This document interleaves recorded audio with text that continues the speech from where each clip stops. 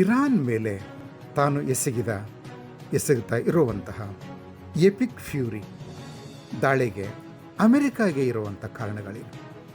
1979ಕ್ಕೂ ಮೊದಲು ಇರಾನ್ ಮತ್ತು ಅಮೆರಿಕ ಒಳ್ಳೆಯ ಸ್ನೇಹದಿಂದ ಇದ್ದವು.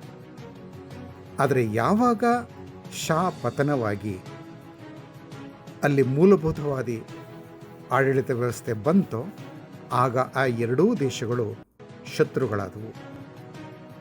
ಅಯತುಲ್ಲಾ ಖೊಮೇನಿ ಅಮೆರಿಕವನ್ನು ಗ್ರೇಟ್ ಸೈತಾನ್ ಅಂತ ಕರೆದದ್ದು ನಮಗೆಲ್ಲ ನೆನಪಿದೆ. ಹಾಗೆಯೇ 79-80ರಲ್ಲಿ ಇರಾನ್ನ ರೆವಲ್ಯೂಷನರಿ ಗಾರ್ಡ್ಸ್ ತೆಹರಾನ್ನಲ್ಲಿದ್ದಂಥ ಅಮೆರಿಕಾದ ರಾಯಭಾರ ಕಚೇರಿಗೆ ನುಗ್ಗಿ ಅಲ್ಲಿ 50ಕ್ಕಿಂತಲೂ ಹೆಚ್ಚು ಅಮೆರಿಕನ್ ನಾಗರಿಕರನ್ನು 444 ದಿನಗಳ ಕಾಲ ಒತ್ತೆಯಾಗಿ ಇಟ್ಟುಕೊಂಡದ್ದು ಅದೂ ಸಹ ನಮಗೆಲ್ಲ ನೆನಪಿದೆ. ಇದು ಈ ಎರಡೂ ದೇಶಗಳ ನಡುವೆ ವೈಮನಸ್ಯ ಆರಂಭವಾದ ಬಗೆ.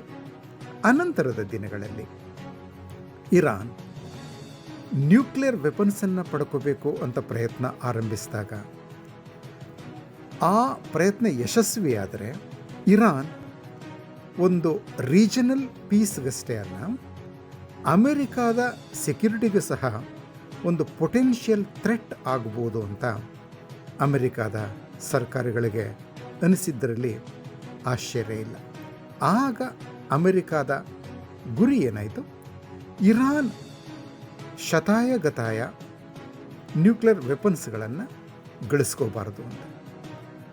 ಸೊ ಇರಾನ್ ಮೇಲೆ ಆರ್ಥಿಕ ದಿಗ್ಬಂಧನ ಆಯಿತು. ಆಮೇಲೆ 11 ವರ್ಷಗಳ ಹಿಂದೆ ಒಬಾಮಾ ಕಾಲದಲ್ಲಿ ಒಂದು ಒಪ್ಪಂದ ಮಾಡಿಕೊಂಡು ಇರಾನ್ ತನ್ನ ನ್ಯೂಕ್ಲಿಯರ್ ವೆಪನ್ ಪ್ರೋಗ್ರಾಮನ್ನು ನಿಲುಗಡೆಗೆ ತರುವಂಥ ಒಂದು ವ್ಯವಸ್ಥೆ ಆಯಿತು. ಆದರೆ ಇರಾನ್ ಆ ಒಪ್ಪಂದದ ನಿಯಮಗಳಿಗೆ ಬದ್ಧವಾಗಿ ನಡ್ಕೊಳ್ತಾ ಇಲ್ಲ ಅಂತ ಡೊನಾಲ್ಡ್ ಟ್ರಂಪ್ ಅವರಿಗೆ ತಮ್ಮ ಮೊದಲ ಅವಧಿಯಲ್ಲಿ ಗೊತ್ತಾದಾಗ ಆ ಒಪ್ಪಂದದಿಂದ ಅಮೆರಿಕವನ್ನು ಅವರು ಹೊರಗೊಯ್ದರು. ಟ್ರಂಪ್ಗೆ ಹೇಗೆ ಗೊತ್ತಾಯಿತು? ಇದನ್ನೆಲ್ಲ ಸುಮಾರು 1,00,000 ಪುಟಗಳ ವರದಿಗಳು ಮತ್ತು ಫೋಟೋಗ್ರಾಫ್ಗಳ ಮೂಲಕ ಇರಾನ್ ಒಪ್ಪಂದಕ್ಕೆ ಅನುಗುಣವಾಗಿ ನಡ್ಕೋತಾ ಇಲ್ಲ ಅಂತ ಸಾಬೀತುಪಡಿಸಿದ್ದು ಇಸ್ರೇಲ್ನ ಮೊಸಾದ್. ಆಗ ಇರಾನ್ ವಿಶ್ವಾಸಕ್ಕೆ ಅರ್ಹ ಅಲ್ಲ, ಅಂದರೆ ಇರಾನ್ ಅಂದರೆ ಅಲ್ಲಿಯ ಇದು ಮೂಲಭೂತವಾದಿ ಆಡಳಿತ ವ್ಯವಸ್ಥೆ ವಿಶ್ವಾಸಕ್ಕೆ ಅರ್ಹ ಅಲ್ಲ ಅಂತ ಟ್ರಂಪ್ ಅವರಿಗೆ ಗೊತ್ತಾದ ನಂತರ ಅವರು ಮತ್ತೆ ದಿಗ್ಬಂಧನಗಳನ್ನ ವಿಧಿಸಿದರು. ಆಗಿಂದನೂ ಸಹ ನಾವು ನೋಡ್ತಾ ಇದ್ದೀವಿ ಇರಾನ್ನ ಕೈಗಳನ್ನು ಕಟ್ಟಿ ಹಾಕೋದಕ್ಕೆ, ಮುಖ್ಯವಾಗಿ ಅದರ ಅಣ್ವಸ್ತ್ರ ಕಾರ್ಯಕ್ರಮಗಳು ಅವುಗಳನ್ನು ನಿಲುಗಡೆಗೆ ತರೋದಕ್ಕೆ ಅಮೆರಿಕ ಮತ್ತೆ ಮತ್ತೆ ಪ್ರಯತ್ನ ಮಾಡ್ತಾ ಇದೆ. ಕಳೆದ ಜೂನ್ನಲ್ಲಿ B-52 ಬಾಂಬರ್ಗಳ ಮೂಲಕ ಬಂಕರ್ ಬಸ್ಟರ್ ಬಾಂಬ್ಗಳನ್ನು ಇರಾನ್ ಮೇಲೆ ಹಾಕಿದ್ದು ಅಲ್ಲಿಯ ನತಾಂಜ್, ಇಸ್ಫಹಾನ್, ಫಾರ್ದೋ ನ್ಯೂಕ್ಲಿಯರ್ ಫೆಸಿಲಿಟೀಸನ್ನು ನಾಶ ಮಾಡಿದ್ದು ನಮಗೆ ಗೊತ್ತಿದೆ. ಇಷ್ಟಾಗಿಯೂ ಸಹ ಇರಾನ್ ಅಲ್ಲಿವರೆಗೆ ತಾನು ಮಾಡಿಟ್ಕೊಂಡಿದ್ದಂಥ ಅಂದರೆ enriched uranium, weapon grade uranium ಸುಮಾರು 850 ಪೌಂಡ್ಗಳಂತೆ ಅದನ್ನು ಎಲ್ಲೋ ಅಡಗಿಸಿಬಿಟ್ಟಿದೆ. ಎಲ್ಲಿ ಅಂತ ನಮಗೆ ಗೊತ್ತಿಲ್ಲ, ಬಹುಶಃ ಮೊಸಾದ್ಗೆ ಮತ್ತು CIA ಗೊತ್ತಾಗಿರ್ಬೋದು. ಆ 850 ಪೌಂಡ್ ವೆಪನ್ ಗ್ರೇಡ್ ಎನ್ರಿಚ್ಡ್ ಯುರೇನಿಯಮಿಂದ ಇರಾನ್ ರಹಸ್ಯವಾಗಿ ಅಣ್ವಸ್ತ್ರಗಳನ್ನ ತಯಾರಿಸ್ಬೋದು.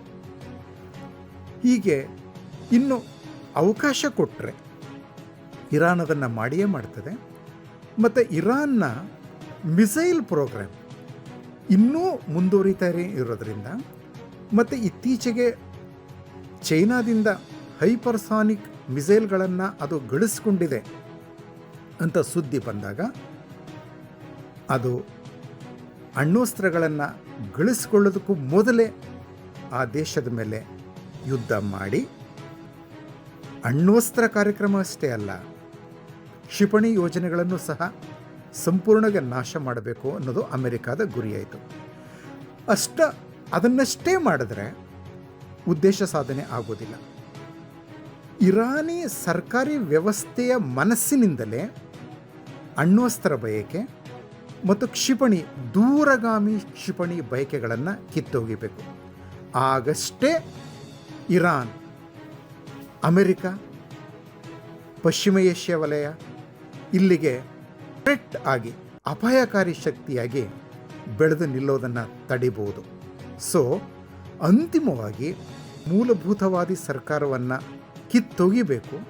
ಅದರ ಸ್ಥಾನದಲ್ಲಿ ಮತ್ತೊಂದು ಅಂದರೆ ಶಾಂತಿ ಪ್ರಿಯ, ಅಮೆರಿಕಾಗೆ ಹತ್ತಿರವಾದಂಥ, ಇಸ್ರೇಲನ್ನು ದ್ವೇಷಿಸದಂತಹ ಒಂದು ಸರ್ಕಾರವನ್ನು ಸ್ಥಾಪಿಸಿದರೆ ಮಾತ್ರ ಪಶ್ಚಿಮ ಏಷ್ಯಾದಲ್ಲಿ ಶಾಂತಿಯನ್ನು ನಾವು ತರಬಹುದು ಅಂತ ಡೊನಾಲ್ಡ್ ಟ್ರಂಪ್ ಸರ್ಕಾರ ನಿರ್ಧಾರ ತಗೋತು. ಆ ಪ್ರಕಾರ ಇಸ್ರೇಲ್, ಅಮೆರಿಕ ಒಟ್ಟುಗೂಡಿ ಈಗ ದಾಳಿ ಆರಂಭಿಸಿವೆ. ದಾಳಿ 24 ಗಂಟೆಗಳ ಒಳಗೆ ಅದರ ಮುಖ್ಯ ಗುರಿಯನ್ನು ಸಾಧಿಸಿದೆ. ಸರ್ವೋಚ್ಚ ನಾಯಕ ಆಯತುಲ್ಲಾ ಅಲಿ ಖಮೇನಿ, ರಕ್ಷಣಾ ಮಂತ್ರಿ, ಸೇನಾ ಮುಖ್ಯಸ್ಥ ಎಲ್ಲರೂ ಹತರಾಗಿದ್ದಾರೆ. ಸೊ ಇನ್ನು ಮುಂದೆ ಇದನ್ನು ನಾನು ನಂತರ ಹೇಳ್ತೇನೆ.